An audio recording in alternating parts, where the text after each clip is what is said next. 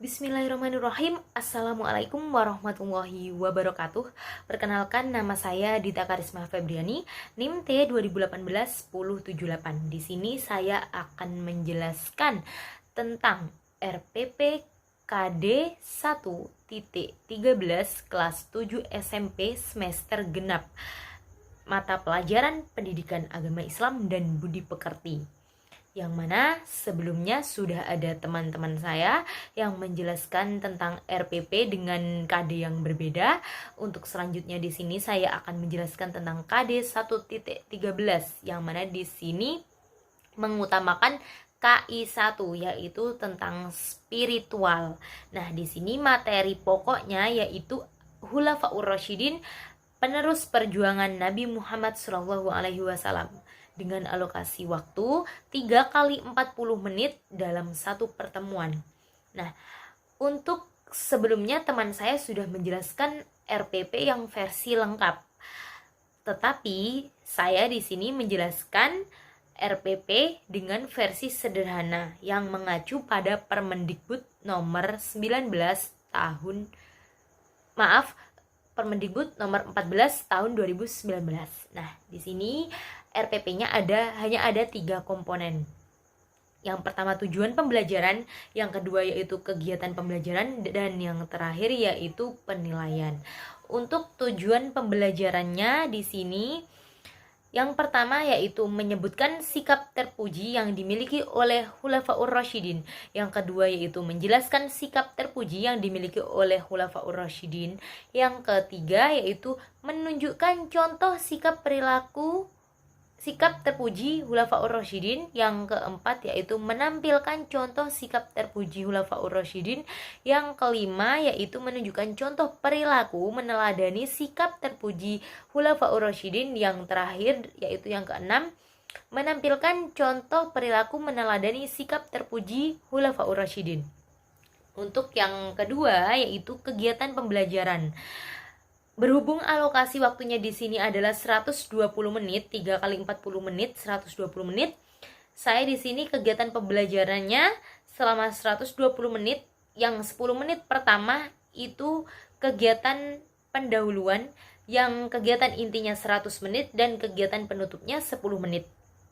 Untuk kegiatan pembelajaran yang pertama yaitu kegiatan pendahuluan selama 10 menit. Di sini guru membuka pembelajaran dengan salam dan doa bersama dipimpin oleh seorang ketua kelas dengan penuh khidmat.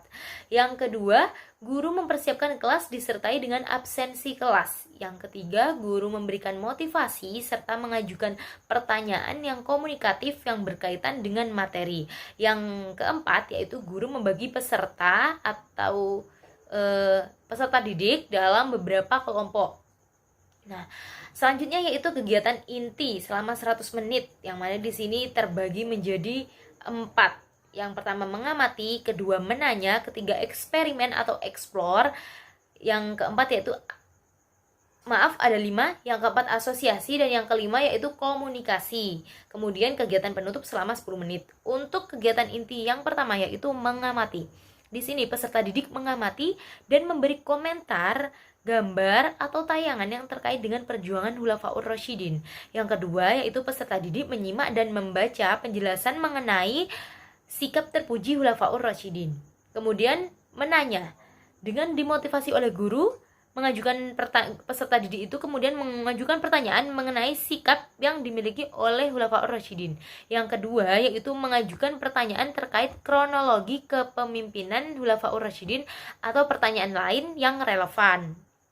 Yang ketiga yaitu eksperimen atau explore. Di sini peserta didik mendiskusikan kepemimpinan Khulafaur Rasyidin berdasarkan data dari berbagai sumber. Yang keempat yaitu asosiasi. Di sini peserta didik melakukan analisis kepemimpinan Khulafaur Rasyidin dalam bentuk diagram alur. Yang kedua yaitu mengolah informasi mengenai kepribadian Khulafaur Rasyidin dalam bentuk paparan. Selanjutnya, kegiatan inti yang terakhir yaitu komunikasi. Di sini peserta didik menyajikan paparan kepemimpinan Khulafaur Rasyidin dalam bentuk diagram alur. Yang kedua yaitu menanggapi pertanyaan, dan yang ketiga menyusun kesimpulan. Untuk yang kegiatan terakhir kegiatan penutup di sini di bawah bimbingan guru, peserta didik menyimpulkan materi pembelajaran secara demokratis. Yang kedua yaitu bersama-sama melakukan refleksi terhadap pembelajaran yang telah dilaksanakan. Yang ketiga yaitu guru memberikan reward kepada kelompok terbaik dalam diskusi. Yang keempat, guru menjelaskan materi yang akan dipelajari pada pertemuan yang akan datang dan menyampaikan tugas mandiri secara terstruktur. Yang kelima yaitu bersama-sama menutup pelajaran dengan doa dan salam. Kemudian untuk penilaiannya, berhubung di sini memang yang diutamakan adalah KI 1 yaitu KD 1.13 berarti KI 1 spiritual, maka di sini saya menggunakan penilaian observasi dan juga portofolio. Observasi di sini adalah yang pertama, observasi dalam menjawab salam, mengungkapkan rasa syukur, berdoa selama mengikuti proses pembelajaran. Yang kedua yaitu observasi mengamati pelaksanaan diskusi dengan menggunakan lembar observasi yang muat. Yang pertama, isi diskusi. Yang mana di sini isi diskusinya sikap terpuji Khulafaur Rasyidin. Yang kedua yaitu sikap yang ditunjukkan siswa terkait dengan tanggung jawabnya terhadap pelaksanaan jalannya diskusi dan kerja kelompok. Dan di RPP saya sudah saya cantumkan tabelnya juga, yang mana di situ ada beberapa aspek yang harus dinilai, yang mana di situ nanti menentukan skor peserta didik, dan dari skor itu ditentukan apakah peserta didik itu tuntas atau tidak tuntas, remedial atau pengayaan untuk tindak lanjutnya. Kemudian untuk penilaian yang terakhir yaitu portofolio. Di sini membuat paparan sikap terpuji Khulafaur Rasyidin yang diwujudkan dalam bentuk diagram alur. Saya juga memaparkan sebuah tabel yang mana di situ ada beberapa yang aktivitas yang dinilai. Yang pertama jujur, yang kedua peduli, yang ketiga tanggung jawab, yang keempat sabar.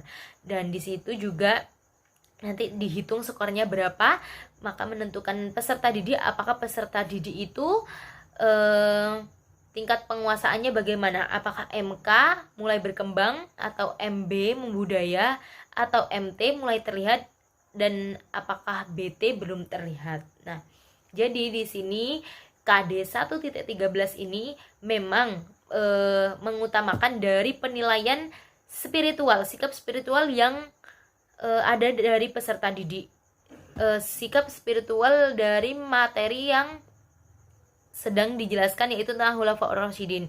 Jadi bagaimana peserta didik itu mencontoh dan meneladani dari sikap Khulafaur Rasyidin tersebut. Mungkin itu saja dari saya, kurang lebihnya saya mohon maaf. Wabillahi taufik wal hidayah. Wassalamualaikum warahmatullahi wabarakatuh.